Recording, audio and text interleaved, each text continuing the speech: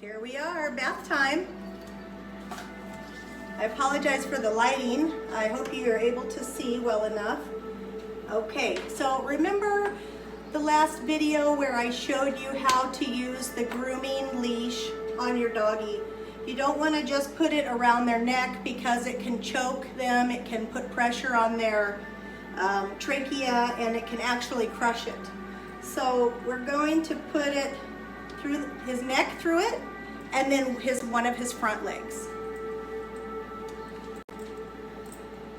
Just to keep him from hopping out, which you should never leave your dog in the tub without being there with them, but sometimes they just want to try to get away. So I start with the water very low.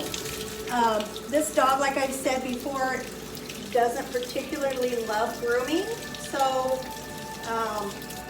sometimes he's afraid, and I'll just start slowly with the water and get it up there on him, and then let him know it's okay, buddy, it's all right. And I wet him down just a little bit, enough to get my shampoo lathered up. Anytime you pull your dog back to you, you don't want to use this and yank them. That's not nice. Just take them like a little kid. It's okay. And I'm going to walk him over here so he can kind of hang on the edge. And it makes him feel a little more secure. And it's okay if the water drips over the side. You can clean it up later. It's not a big deal. Don't make a big deal out of getting wet while you're bathing a dog or a cat in the tub. You probably are going to get wet, and that's just part of it. So I'm going to get some shampoo here and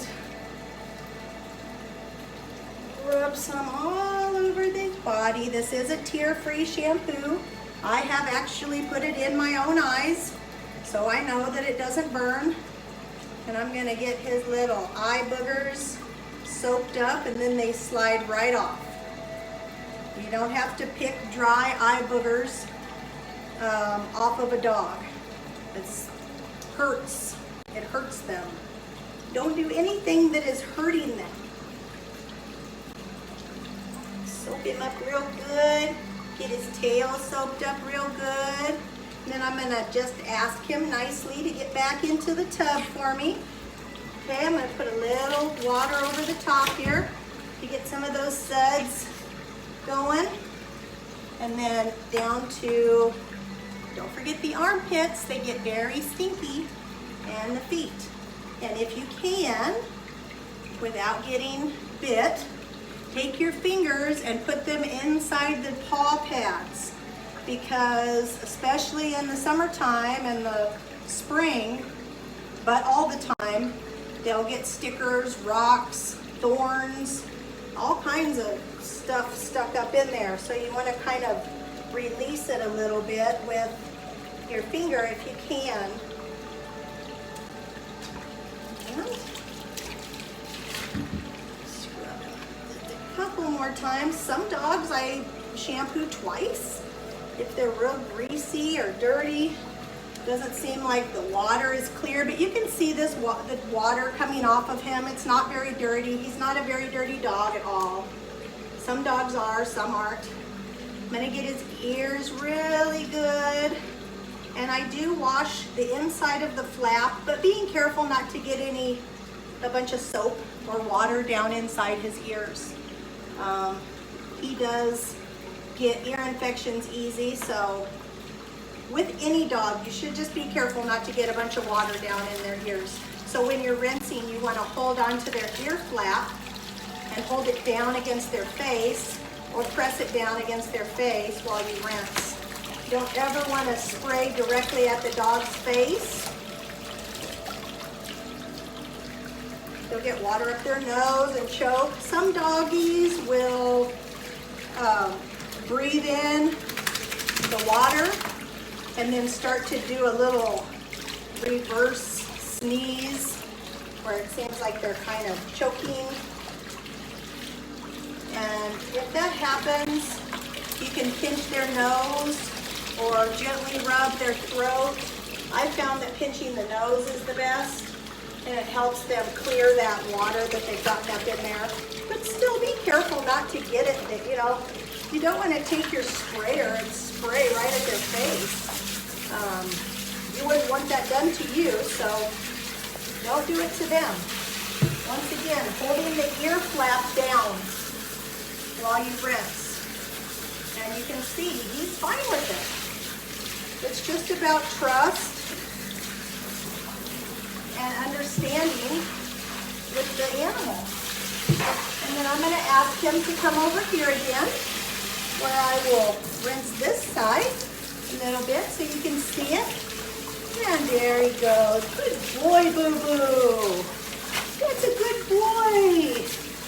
Right now, while he has water in his face and he's thinking about that, is a good time to sneak in some anal gland action, which I will go ahead and do. And it's done. And there's no big production, no screaming, no carrying on, huh, buddy? And you can see he's on here so he can't hop out of the tub. I am right here getting my shampoo and conditioner. I always, always, always use a conditioner after shampooing, just like yours and my hair. It just helps with the softness, and the conditioner really conditions their skin, especially when you're doing something like a summer cut like this. You want to give that skin a real nice conditioning treatment. And don't forget the legs and the armpits and the tummy. And I like to leave the conditioner on for a little bit so it can really absorb. I'm going to turn the water off so it can go down the drain. And then at this point, when I have the conditioner on, is when I like to do my brushing on the tail. The conditioner really helps you get through any tangles that they have. You can do an amazing amount of dematting in the tub with conditioner. And I'm not hurting him, I'm not pulling hard. I'm holding my thumb against the meat of his tail so that my comb is not scratching his skin.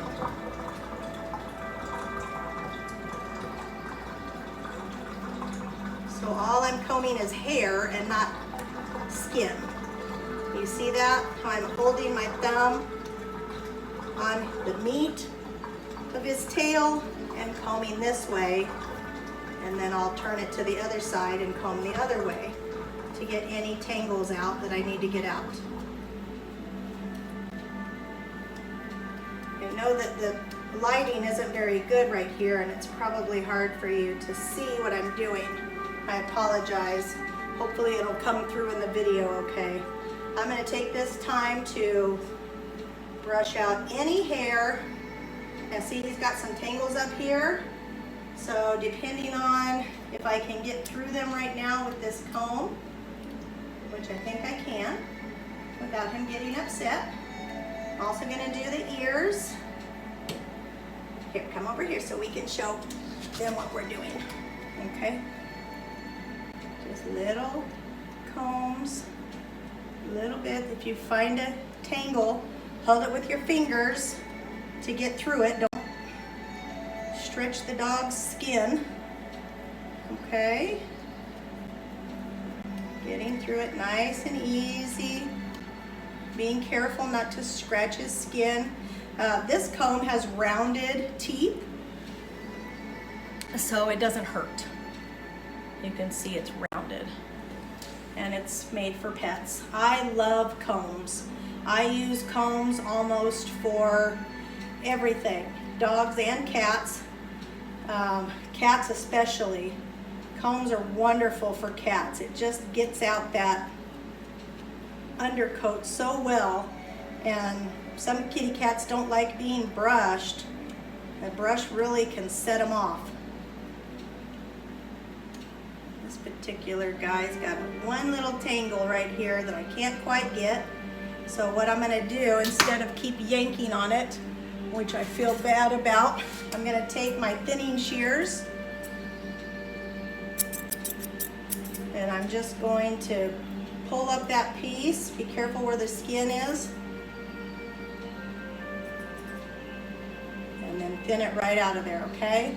There's a little tangle, I just couldn't get through it. So,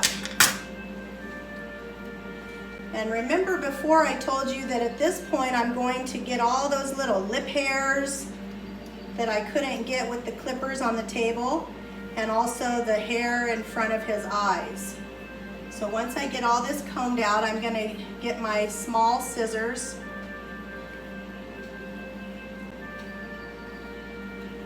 Good boy, Boo-Boo. That's a good boy.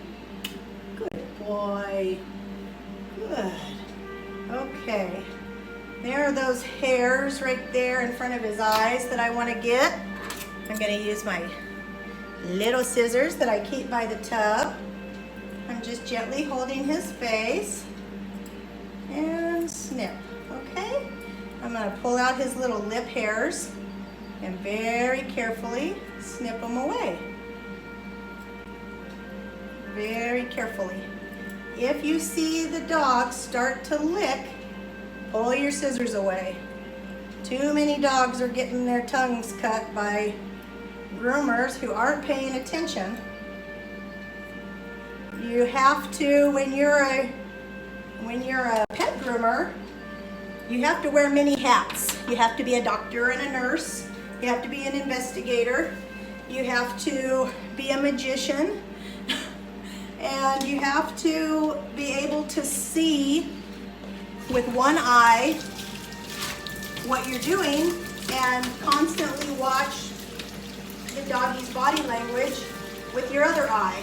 So you have to be able to move your eyes in weird ways and see what's really going on.